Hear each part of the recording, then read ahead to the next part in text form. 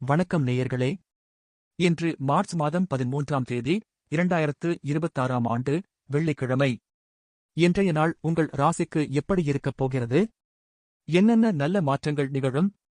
எதில் கவனமாக இருக்க வேண்டும்? இவை அனைத்தையும் விரிவாக பார்ப்போம். முதலில் இன்றைய நாளின் சிறப்பு பஞ்சாங்க விவரங்களை பார்த்துவிடலாம்.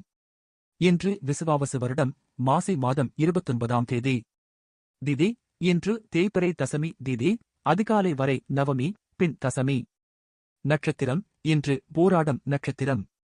யோகம் இன்று முழுவதும் சித்த யோகம் அமைகிறது. சந்திராஷ்டமம் இன்று ரோகிணி நட்சத்திரத்திற்கு சந்திராஷ்டமம் என்பதால் ரிஷப ராசிக்காரர்கள் இன்று பேச்சிலும் செயலிலும் கூடுதல் கவனத்துடன் இருப்பது அவசியம். நல்ல நேரம் காலை 9:30 முதல் 10:30 வரை மற்றும் மாலை 4:30 முதல் 5:30 வரை. ராகு காலம் காலை 10:30 முதல் 12 வரை.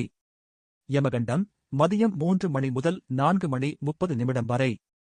12 ராசிகளுக்கான விரிவான பலன். மேஷ ராசி அன்பர்களே, இன்றைய நாள் உங்களுக்கு முன்னேற்றத்திற்கான புதிய கதவுகளை திறக்கும். நீண்ட நாட்களாக தள்ளிப்போன முக்கிய வேலைகள் இன்று வெற்றிகரமாக முடியும்.